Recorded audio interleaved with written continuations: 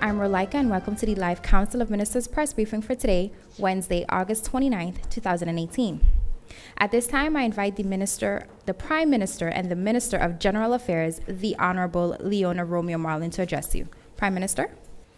Good morning, everyone, my colleagues, those who are listening via this means of media.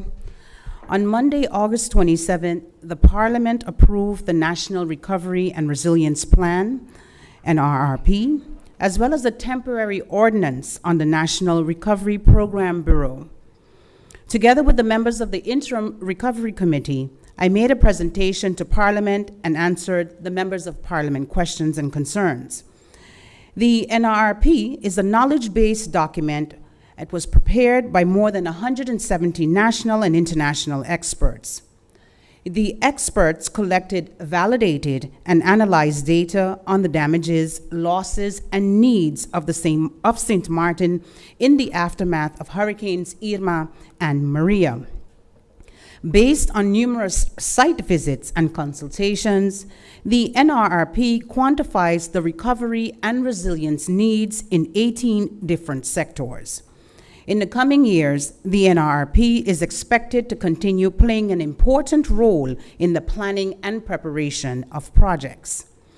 As of today, 3 grant agreements have been concluded with the World Bank to finance some of the most urgent projects that are identified in the NRRP. A total amount of $102.7 million has been allocated from the trust fund to projects that serve to address some of the most pressing needs of the people of St. Martin in the coming years.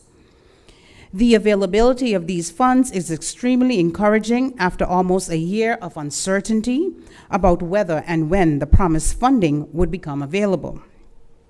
Having said that, we all know that preparing and allocating funding are only the first steps towards actual recovery and reconstruction projects. Implementing these projects will take a lot more than money and goodwill. It takes time, capacity, material knowledge, labor, and undivided attention. With the establishment of the National Recovery Program Bureau, this government, with the full support of Parliament, recognizes the need to strengthen the government's implementation capacity. Later this year, when the law on the Bureau enters into force, the National Recovery Program Bureau will operate alongside the existing government organization and will become responsible for the implementation of the projects that will be financed by the trust fund. It will take time, more funds, and the continued patience of our people, but this government remains very committed to accelerate the different recovery and resilience projects, regardless of whether they are financed by the World Bank, insurance proceeds, the European Union, or the national budget. Via this medium, I would like to thank all members of the Interim Recovery Committee and the members of Parliament who participated in this debate. Thank you, Prime Minister, for your opening remarks. At this time, I invite the Minister of Education, Culture, Youth and Sport, the Honorable Wycliffe Smith, to address you. Minister Smith. Thank you very much, Ms. Roach. I would like to say good morning. Good morning to the press, to my colleague ministers, to the members of the Department of Communication, to people watching and listening to this press briefing. Good morning, St. Martin. The Sport and Creative Industries Open House, which took place last Friday and Saturday, August 24th and 25th, 2018, at the Raoul Illich Sports Complex, was a great success. Hundreds of students came out on Friday and saw and experienced the various extracurricular activities that are available on St. Martin. These activities included, among others, basketball, boxing, soccer, kickboxing, kayaking, cycling, as well as several other sports. From the creative industries aspect, there were exhibitions such as Zumba, aerobics, craft, drum band, and other creative activities. On Saturday, the Sport and Creative Industries Open House continued, and hundreds of youngsters and adults came out to witness and experience the many activities and events. And to close off the event, the organizers from the Departments of Sports and Culture invited government officials to participate in a 60-meter sprint, followed by a 60-meter speed walk race. The lineup of sprinters included, among others, Minister of Finance Perry Geerlings, Minister of VSA Emile Lee, Member of Parliament Ardwell Irion, and Head of the Department of Sports Jonelle Richardson. MP Irion finished the race with a clear 10 meters ahead of the rest. Minister Lee came in second, with Jonelle Richardson following as a close third. The final event was the speed walking race. This race is one where St. Martin has taken home medals from the Special Olympics. Track coach Les Brown explained the rules of this race to the participants, which among others were Minister Emile Lee, Minister Miklos Gitterson, and yours truly, as well as Member of Parliament Ardwell Irion. When Minister Gitterson came into the race, I knew that was it for me. How could I compete against the youth and such long legs? Unfair competition. So yes, I came in last. But I got all the cheers. All in all, it was a great event, and I'm looking forward to participating again next year, God willing. And Minister Gitterson, I challenge you.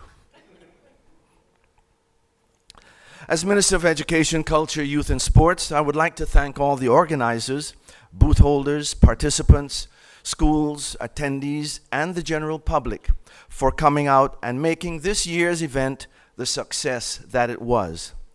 The collaboration between the Departments of Sports and Culture was the brainchild of Miss Jonelle Richardson, Head of the Department of Sports, and Miss Clara Reyes, Head of the Department of Culture. Indeed, St. Martin has much to offer our youth and the community at large in the sporting arena and the creative arts. And so I encourage parents to have their children engage in extracurricular activities, as these kinds of activities boost their development socially, physically, as well as mentally. Continuing with sports, right now in Barbados, our national netball team is participating in the regional qualifiers for the 2019 International Netball World Cup. These matches will determine who represents the region in the 2019 Netball World Cup competition. This will be the 15th staging of the premier competition in international netball, contested every 4 years. That tournament will be held from 12th of July until the 21st of July 2019 at the Echo Arena in Liverpool, England. St. Martin has played 3 of the 7 matches thus far in Barbados, all with a lot of heart. We won our first match and lost 2, currently standing in 6th place. However, win, lose, or draw, our girls are already champions in our eyes. They have set St. Martin on the map in this sport, and it warms my heart to see our flag held high in the region. They are definitely our ambassadors. So let's keep cheering them on.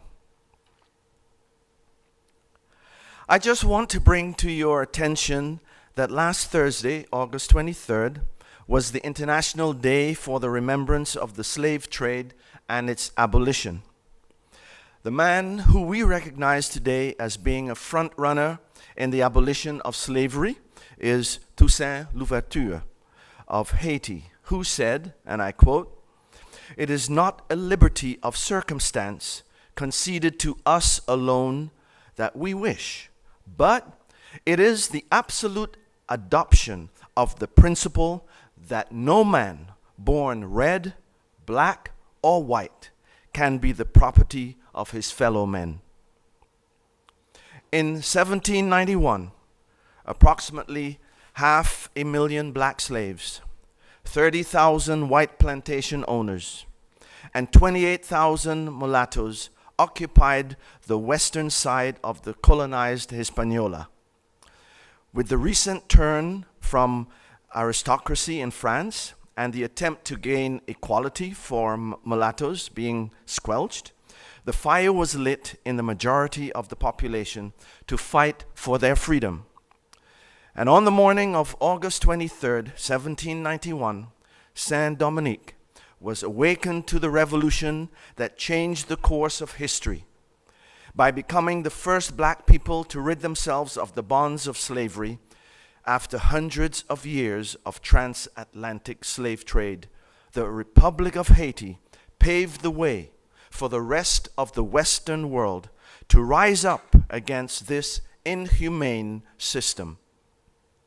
Gradually, the fever of the Haitian Revolution spread throughout the region. Even here on Sualiga, the French hold broke on the north, and our brothers and sisters on the south side demanded their freedom as well.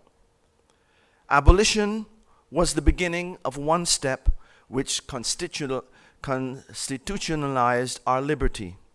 It is now incumbent on us today and in the future to treat each other with equality and dignity. It is now incumbent on us to look after the welfare of our neighbors, our elders, and our children with a strong sense of fraternity.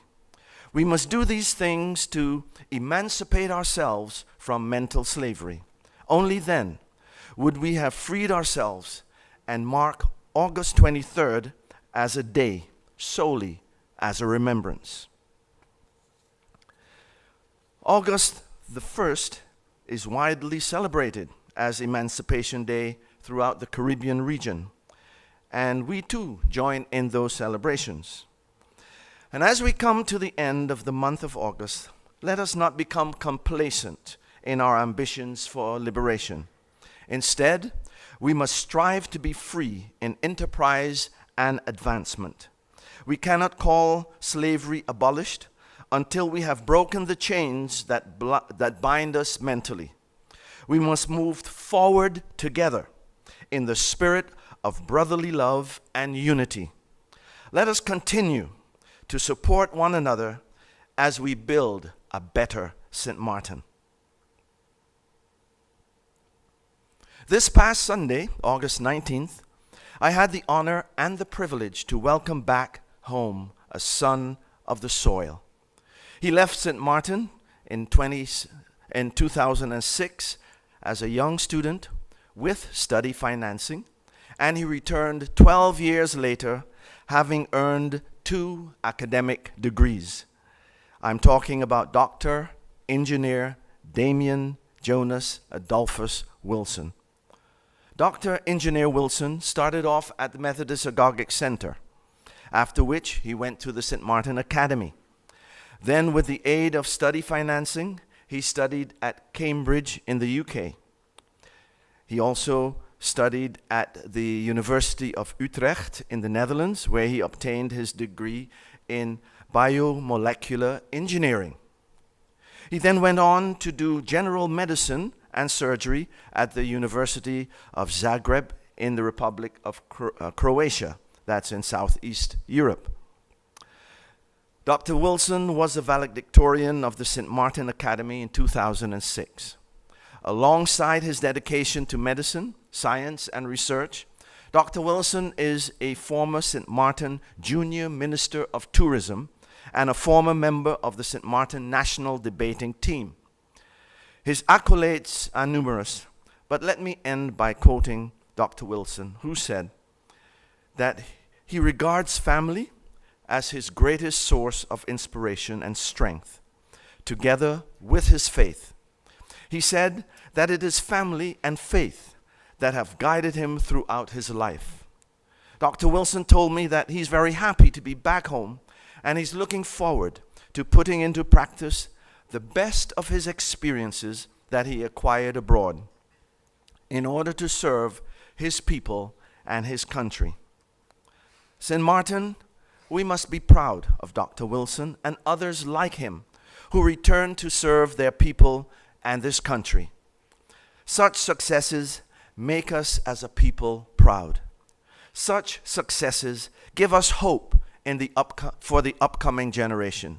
Such successes will also motivate and inspire our young people to strive and to achieve and be the best that they can be.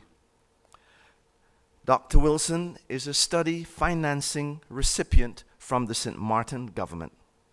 Having just presented the law on study financing last week in Parliament, Dr. Wilson's accomplishments in the fields of engineering and medicine tell me that St. Martin is on the right track with its law on study financing, which will offer financial aid to many more students to pursue their dreams and to accomplish great things in the field of academics, the arts, and sports.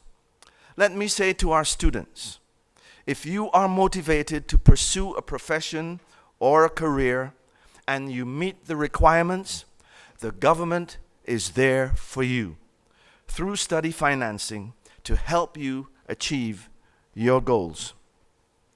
Congratulations to Dr. Wilson's parents, David and Chantal Wilson. Congratulations to his family and friends. And of course, congratulations to Sualiga, St. Martin. Your son has returned home and will soon be beginning his practice at the St. Martin Medical Center.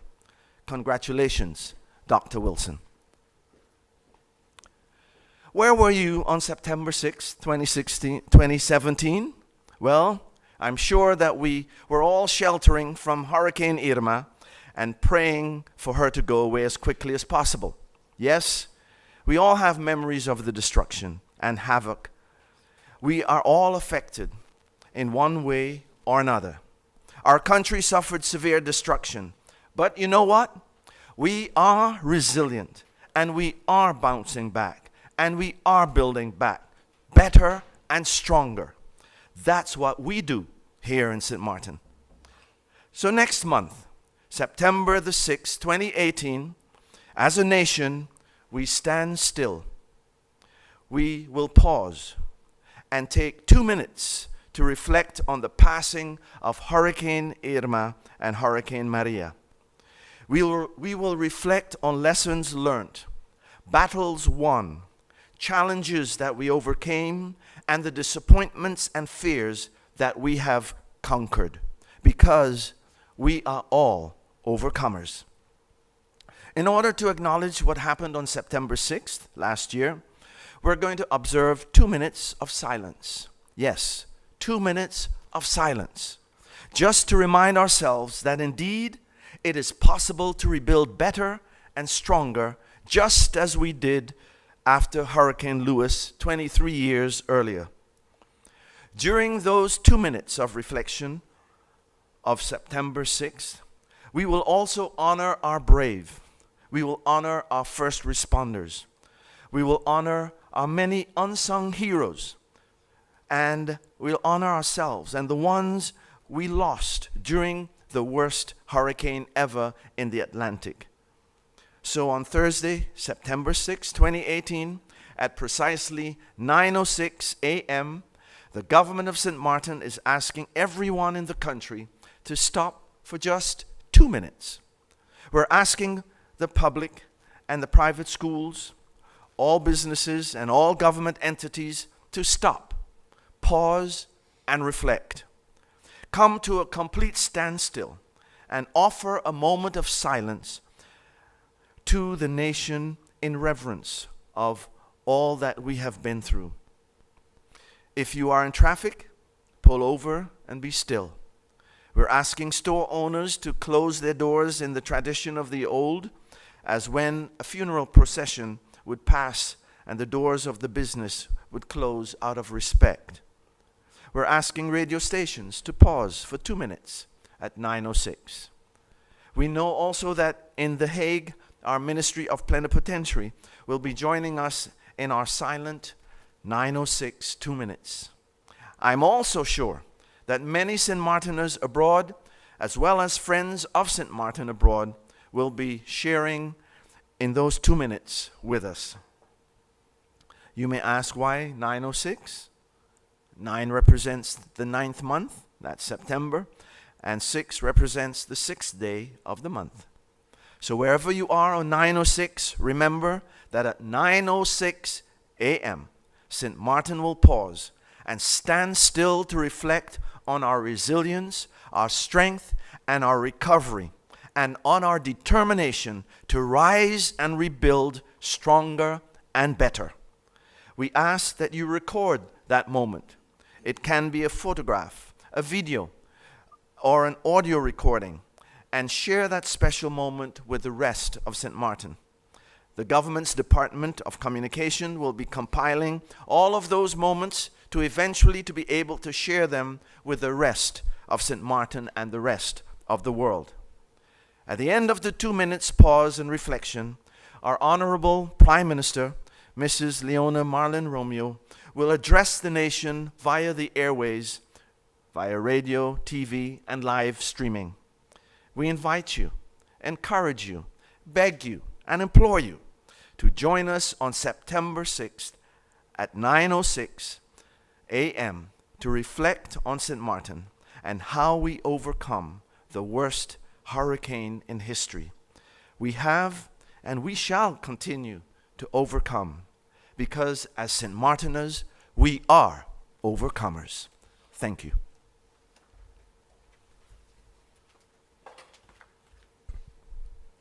Thank you, Minister Smith, for your opening remarks.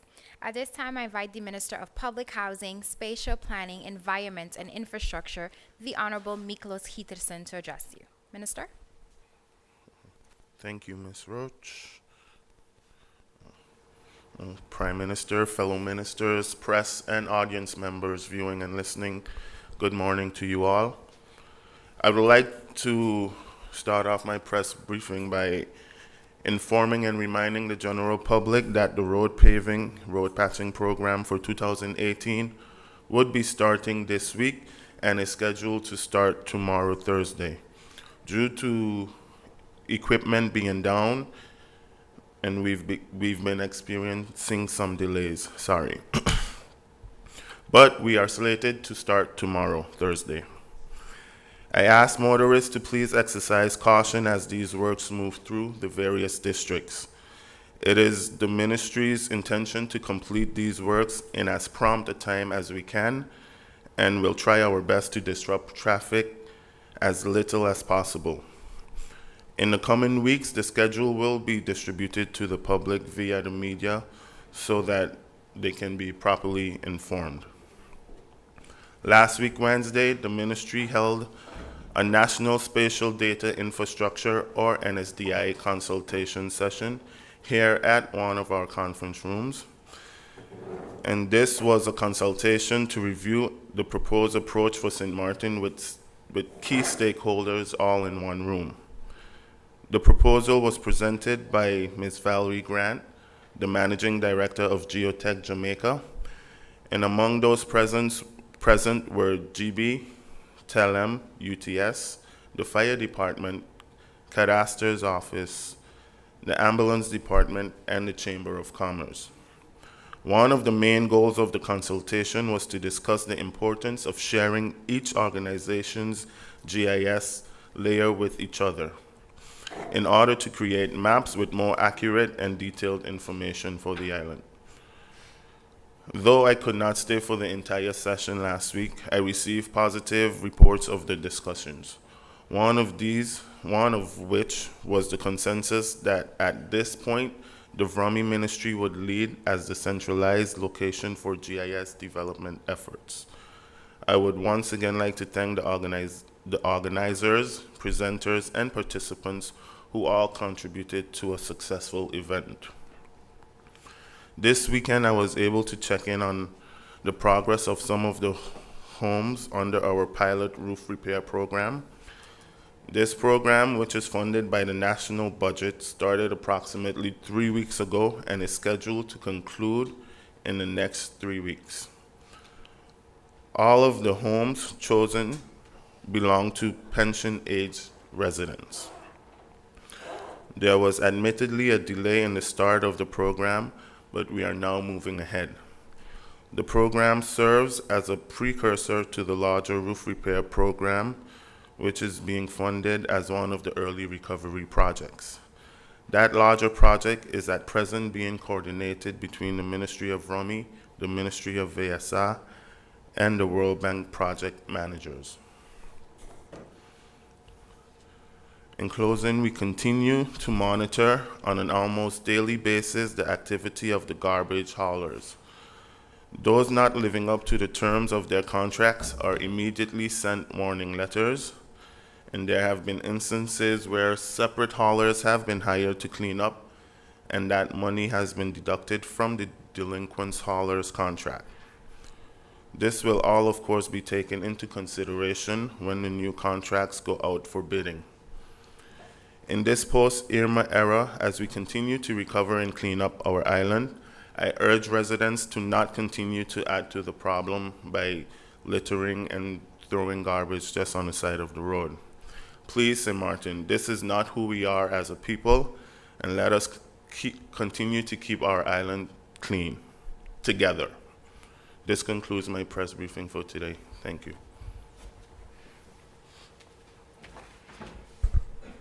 Thank you, Minister Peterson, for your opening remarks. At this time, I invite the Minister of Public Health, Social Development and Labor, the Honorable Emily Sojasio. Minister Lee. Good morning, St. Martin. Good morning, fellow ministers, those listening by radio, television, or internet. A couple quick points. I'd like to, first of all, congratulate St. Martin and the people of St. Martin and the SMMC with the opening of the eye care clinic at the SMMC scheduled for September 3rd. The eye clinic is going to be opened with state-of-the-art equipment and a team of capable specialists. So, every week we seem to be making progress towards our goal of delivering quality health care close to home. So I'm very happy with this next milestone. And I think it's important to recognize, actually, there's a number of specialties that have been added or in the process of being added. So while the ophthalmology department is scheduled to begin operation in September, the urology department has been operational as of the fall of 2017. So that started just not too long ago, just after Hurricane Irma.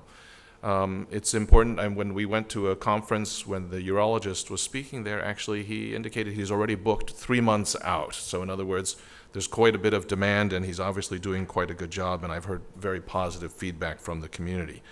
Orthopedics has actually started already as of February of this year, but with very minor surgeries. One of the things that's required for the orthopedists to do more is for repairs to the operating theater to be to take place. And actually those repairs to the operating theater are scheduled to begin. This is actually part of the money from the World Bank grant for the SMMC.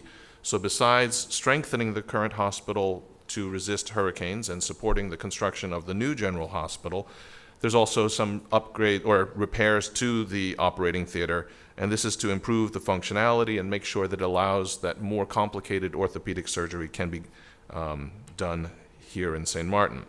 And the projections are that the neurology department by the end of 2018, so by the end of this year.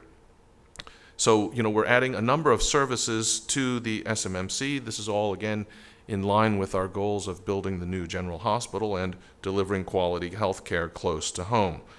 I think it's important to recognize, though, that this increase of services, there's a number of contributing factors that are critical for us in order to be able to execute it. Number one was the money for the equipment and for the services, actually, and that's partially due to a loan from the Bess Islands of $2 million, and that loan obviously is going to be paid back by sending their patients from Saba and Statia to use the facilities here in St. Martin. So obviously for them, it's better that they send people to St. Martin rather than sending them farther abroad. Just like for us, it's closer to home. And so by using the services here, that also contributes money into our economy, of course. It also means that they can treat their patients closer to home, where they very often have family and friends here. The other thing that helps, of course, like I mentioned, is the contribution from World Bank that helps to improve the services of the operating theater and the facility itself. The other thing is, there's been some discussions about the tariff adjustment for the SMMC. And I think it's interesting to put it into perspective. The tariff adjustments that we're talking about that were put into place will only bring the tariffs for the SMMC up to where Sejos was, the St. Elizabeth Hospital in Curacao, in 2004. So if you remember the history, before 10-10-10, Sejos was considered, the St. Elizabeth's Hospital was considered the general hospital for the Antilles, and the SMMC was designated as a peripheral hospital. So for the same operations, for the same procedures performed in the two different facilities, the SMMC was always structurally underpaid by roughly 30%. So the adjustment in tariff actually only brings us up to the level what St. Elizabeth's Hospital was getting in 2004. And imagine now they're building a new hospital and adjusting their tariffs to pay for their services. So I think that we're being very efficient, very cost effective. We're talking about simply bringing it up to a level that it was in 2004.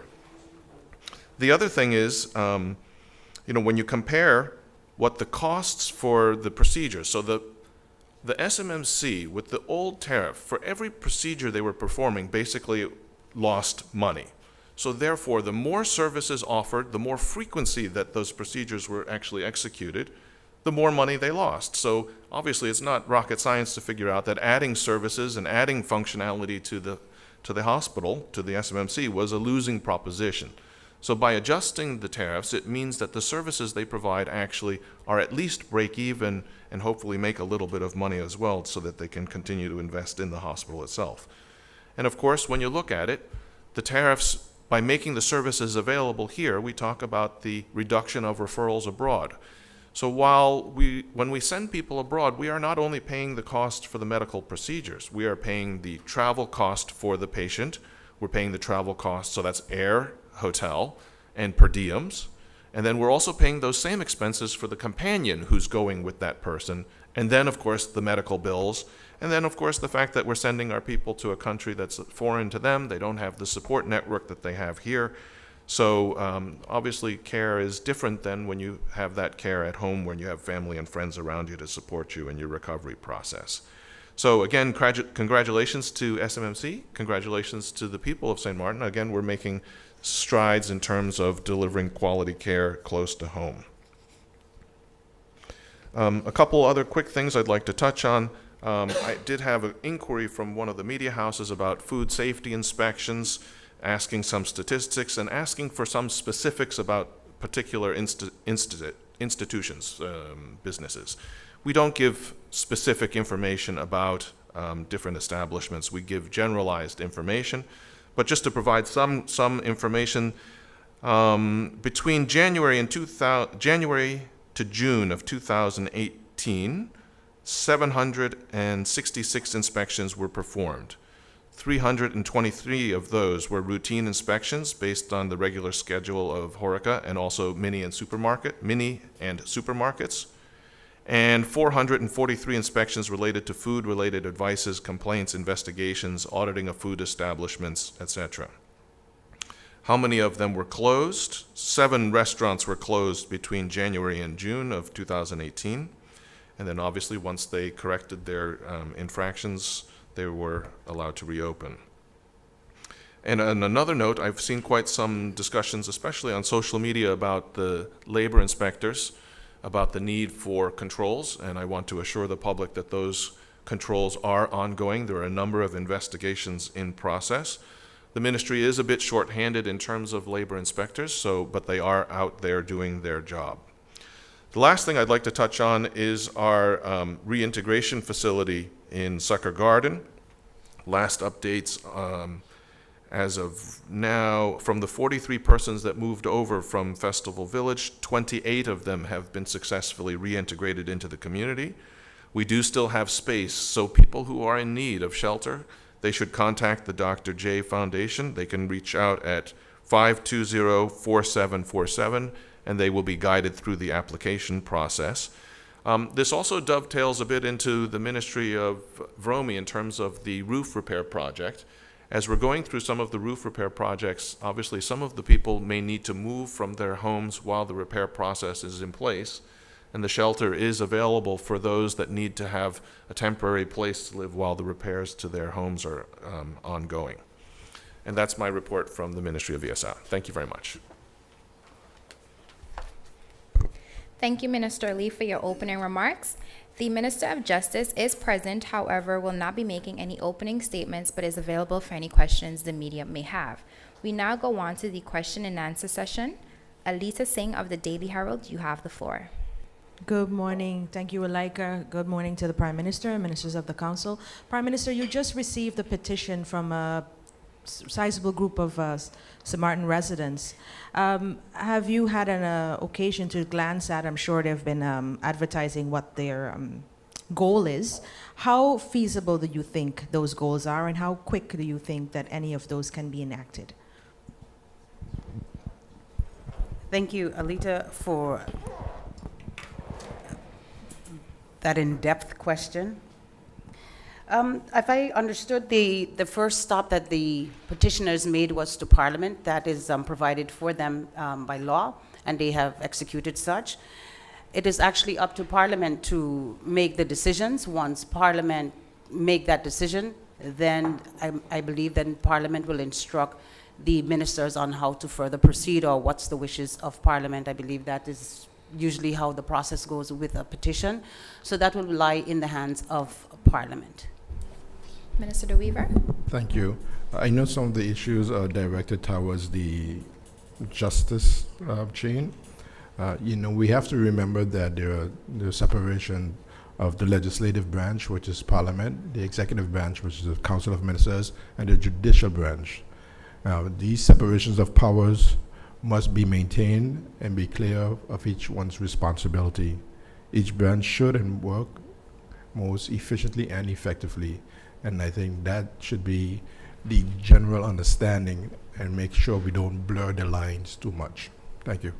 Thank you, Minister De Wever. Lyndon Brown, BCN TV, you have the floor. Good morning to the people of St. Martin and to the wonderful minister today. Time to time, you're going to hear me say, I'm going to be thanking people. I want to thank DICOM. A lot of times, these people, workers of government, are doing a great job, but you don't hear nothing. And they are quite capable, so I take it into my hand to congratulate this staff for doing a great job. To Minister Gittison, there have been a misconception of a parcel of land in St. Peter's. The Rastaman, Mr. Wyatt, it have been surfaced in newspaper, but there is a misconception because the people do not understand the story. You come and meet the problem with the land. So I need you to clear the air, let the people understand directly that this is not your problem. This was a problem before, and I know the story. So clear the air and let the people understand what exactly happened. Mr. Brown, please note that that was not a question. That was not a question. Can you please ask the minister a direct question so he Minister, understands? there was some controversy with the land with Mr. Wyatt. It has been said that the Richardson family had the land for years, and they have title to the land. But somehow Mr. Wyatt find himself on the land without any formal document from VROMI. And from your office, he wrote a letter to you. He wrote a letter, and the conversation was based on agriculture, that Minister Gittins do not believe in agriculture. So there was a misconception in the whole issue. So let the people know what's your understanding and the basis. Thank you for the question, Mr. Brown. I don't really understand the whole, well, what you're saying is not 100% true. So the clarity that you seek is I can't really talk about it because it was also recently in the court, and there was a court ruling recently. What I can say is that I am not against any agricultural project. In fact, I champion any agricultural project that's, you know, that wants to happen or that is happening. And right now I'm in discussions with Mr. Wyatt. So maybe the public will find comfort in knowing that me and Mr. Wyatt will be sitting down shortly to discuss exactly what and how he can continue. But there was a court ruling, yes, that he must demolish the buildings that he built there illegally. Yes, that I can say. Thank you, Minister Heatherson. Stephen Cerulean of PJ82 Radio, you have the floor. Thank you, Ms. Roach. Excellencies, good morning. My question is for the Minister of Health, Emily. Many of the Alliance patients are so often flown to the Dominican Republic, Colombia, Aruba, and Curacao for medical care. We know of the agreement signed between the Cayman Islands and SZV. Is that agreement still ongoing, and how frequently does persons travel to the Cayman Islands for medical referral? Thanks, Stephen. I think the agreement that you're speaking about with the Cayman Islands was with Health City. And remember, it was a pilot project because the issue with Cayman is flight connectivity. You know, basically, I think you can either go via Jamaica or basically you have to go via Miami, in which case, and that's the most reliable and, let's say, frequent flight is via Miami, in which case we run into issues with immigration issues going via the United States. And so the challenge that we had with Cayman Islands was really about how we get our patients there. And so they started with a charter flight. It was basically a medical charter flight. It was a pilot project. Ultimately, what we found was it was difficult to keep the numbers in a sustainable and regular pattern to make the flight viable. And so, from my understanding, while I don't have specific numbers, I don't think the numbers are that substantial anymore going towards Cayman. I think it is really much more via, remember we send people to Aruba, Curacao, and then mostly Dominican Republic and to Colombia.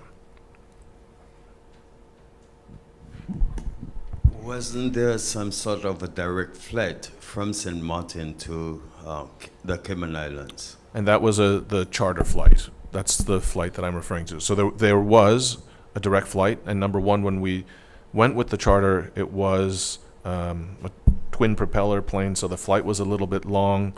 The plane was a little bit restrictive. Some of our patients are a little bit on the larger side, and so especially when they were going for medical reasons, they found that the seats were not very comfortable. So basically, for logistical reasons, there were challenges maintaining that regular flow of volume of patients towards Cayman. There may be still some patients going, but it's not in the volumes that we were looking at because of the logistics.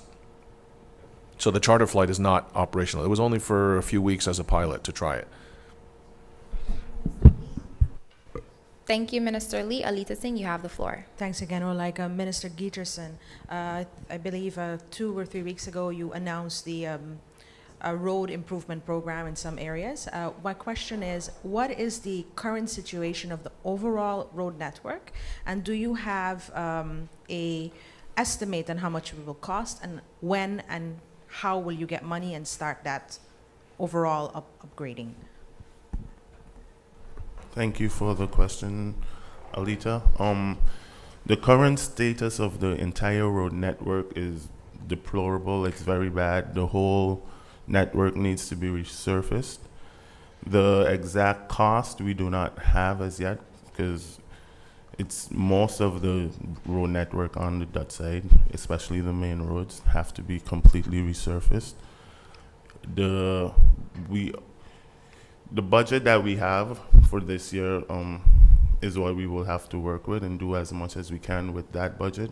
It was my intention to execute works every 4 months. But seeing that we had some setback with the finances, and I understand that the airport in Saba is also being worked on, and that's the same equipment that we use here on the island. So we are experiencing delays because of those factors, but the exact budget I would have to get back to you with. Thank you. Thank you, Minister Heatherston. Lyndon Brown. Question to Minister Lee.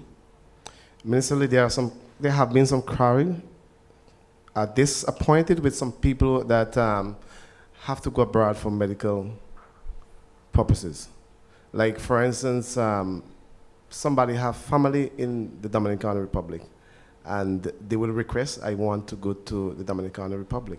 And the office of SZV will say, no, we cannot, we cannot, your complaint, you will have to go to Colombia.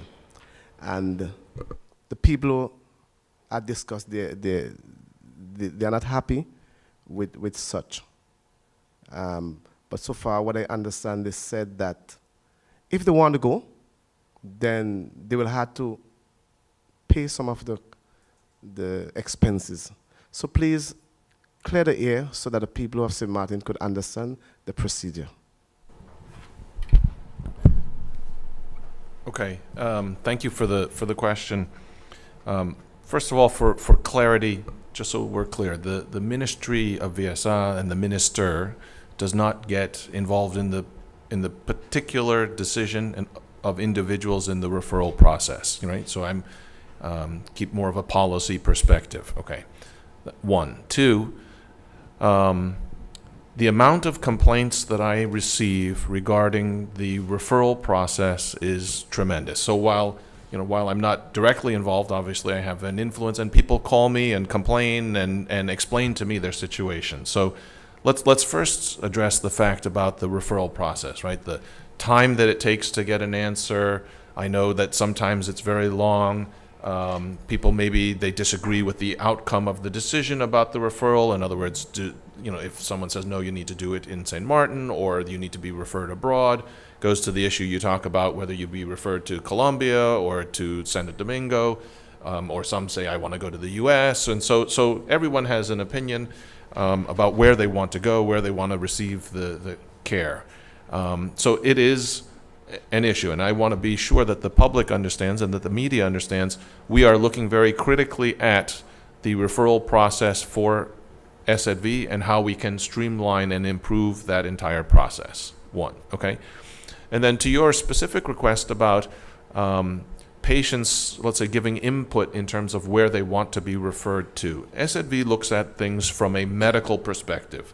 They have relationships, they have contracts with different providers, they have different pricing, and when they look at the patient, they look at it from a medical perspective in terms of where they believe the best quality of care for the best price can be received. I understand that there may be instances where people say, look, if you send me to Dominican Republic, you don't need to pay for my hotel, I'll stay with family and friends.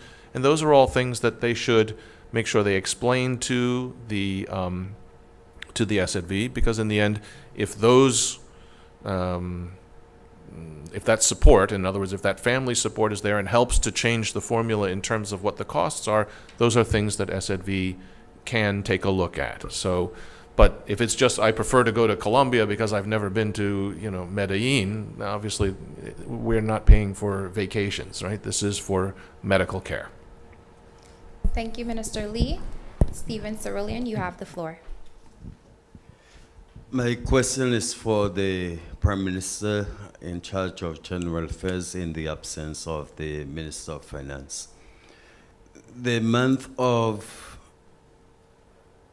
September is fast approaching.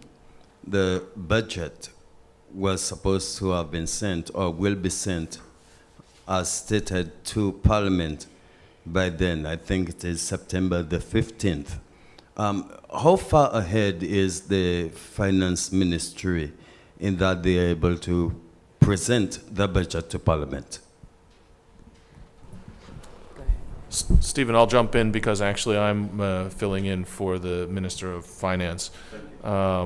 If I recall, and perhaps PM you can correct me if I'm wrong, but if I recall, the Minister of Finance had announced publicly that he was not going to make the September deadline based on some of, as he got into the Ministry of Finance and finding that there was a lot of things that needed to be clarified and rectified, that he anticipated that he would not be able to make the September deadline and was looking at towards later in the year being able to submit the budget to Parliament. Yeah. So that's all I know. I don't have a firm date for you. I know he's working on it diligently, but I know he's not making his September deadline. Thank you, Minister Lee. We will now move on to the final round of questions. Alita Singh, you have the floor. Thanks again, Rolika. Prime Minister, last week you made what some considered a pretty strong statement in support of a member of Parliament and leader of the United Democrats, Mr. Theo Heiliger. One of the biggest questions in the community is, have you been contacted by anyone in The Hague, particularly the Dutch State Secretary, Mr. Knops, about that strong statement, and if there is any indication that The Hague is unhappy with the current support that's out there in considering that it's an ongoing criminal investigation? Thank you, Alita Singh, for that question. In short, no, I have not been contacted by the Hague. No one has indicated anything to me from The Hague as it relates to the public statement about the leader of the United Democratic Party.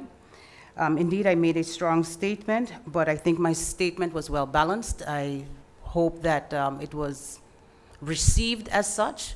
Note must be taken that at the end of the day, I am the Prime Minister of St. Martin. I do have a responsibility for the entire country, and at the same time, I am appointed by the same leader from the United Democratic Party. He is my party leader.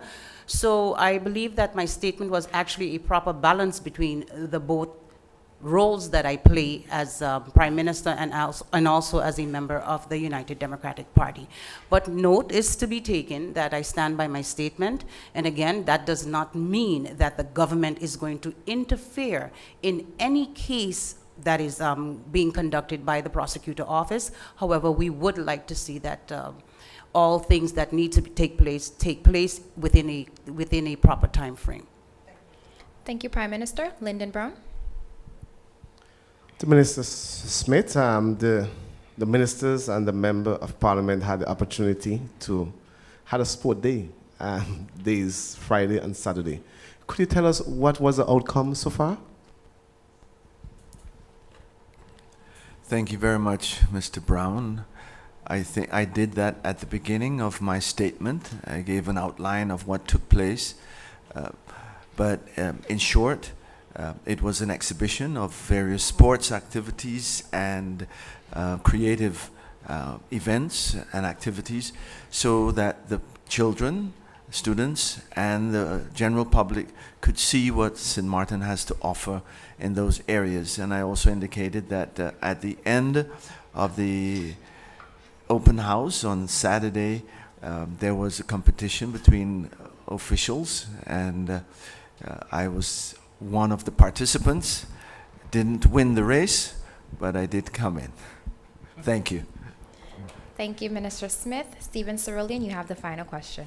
And my final question is for the Minister of Romy. The road repair and resurfacing program will start as of tomorrow, Thursday. Can you tell us as to which of the roads will be resurfaced starting tomorrow? Thank you for the question. We will be focusing on the L.B. Scott Road as one of the first roads for the project.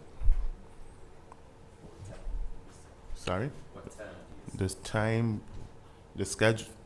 schedule time, I don't know.